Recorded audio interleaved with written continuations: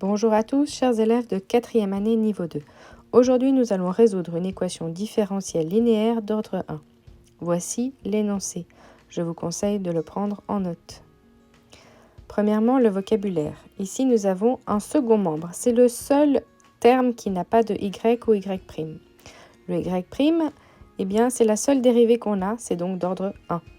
Et linéaire puisque y n'apparaît pas à la puissance 2, 3, etc. Pour la méthode, nous avons besoin premièrement de résoudre l'équation sans second membre par variable séparable.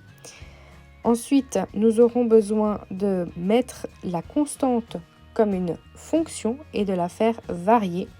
Nous pourrons ainsi la placer dans l'équation avec le second membre. Il faudra obtenir ainsi une solution particulière en combinant la constante trouvée et la solution générale sans second membre. Et ensuite, nous additionnerons la solution sans second membre à la solution particulière, c'est-à-dire les solutions obtenues aux étapes 1 et 2. C'est parti pour la première étape. Nous allons donc prendre l'équation sans second membre. On va donc remplacer le x par 0. Nous n'avons donc pas de second membre. On va résoudre par variable séparable, c'est-à-dire que le y' se transforme en dy sur dx et on veut absolument séparer les x des y. On va ainsi devoir chercher la primitive de chacun des deux côtés.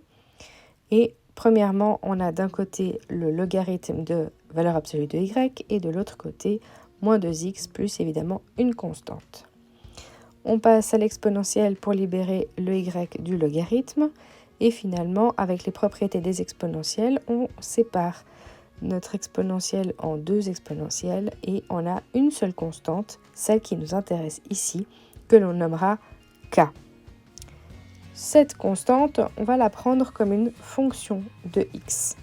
Donc cette constante, elle va se comporter comme une fonction. Quand on va mettre ça dans l'équation de départ, il faudra dériver un produit. N'oubliez pas les dérivées internes. On met tout ça maintenant dans l'équation du départ. Ne l'oublions pas. Donc on a le y' et le y. Et si on n'est pas très attentif, on peut faire des fautes. Ici, je vais vous en faire une typique. Vous avez par exemple donc d'abord le y', donc on recopie. Et puis ensuite, on a le y. On n'oubliera pas qu'il faudra mettre donc le second membre cette fois-ci. Est-ce que vous voyez la faute que je vais glisser? Premièrement, au lieu de faire plus et puis après moins 2, eh bien je vais mettre un moins 2 directement. Dans la démonstration que nous avons pu étudier en classe, eh bien il a été vu qu'il y a absolument deux termes qui vont se simplifier. Ici, ce sont les termes qui ne contiennent pas le k'. Ici, je vois que ça ne se simplifie pas. J'avais oublié le 2. Donc attention, vous devez absolument avoir deux termes qui se simplifient, on l'a vu dans la démonstration. On cherche notre k, mais on a k'. Donc on commence par isoler k', puis ensuite pour avoir k, eh bien, on cherchera la primitive. La primitive, attention, ici nous avons un produit. Alors pour avoir la primitive, n'oubliez pas, intégration par partie. Je rappelle la formule. On a toujours un u fois un v' et on prend celui qui reste dans la prochaine intégrale, le u donc qui finira en u', comme le polynôme. Donc comme ça simplifiera l'expression à chercher la primitive. On applique donc cette formule et on obtiendra une expression pour k. L'idée, ce serait de l'avoir la plus simple possible puisqu'on va devoir réinjecter ça dans la fonction obtenue au point 1. Donc factorisez bien.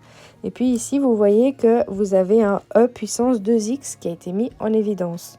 Comme on a un e puissance moins 2x dans la solution trouvée au point 1, eh bien cela va se simplifier. On obtiendra donc finalement un polynôme qui n'a absolument plus d'exponentielle. Ça, c'est la solution YP, la solution particulière de l'équation différentielle linéaire d'ordre 1 avec second membre. Donc finalement, la solution générale, c'est celle qui était la solution générale de l'équation sans second membre, plus la solution particulière de l'équation avec second membre. J'espère que cette équation était claire avec son application et sa méthode. Donc maintenant, ce que je vous propose, c'est de garder la méthode sous les yeux et puis d'essayer de faire vous-même un exercice. Dites-moi en commentaire si vous voulez une deuxième vidéo avec les corrections de cette équation. Bon travail à tous!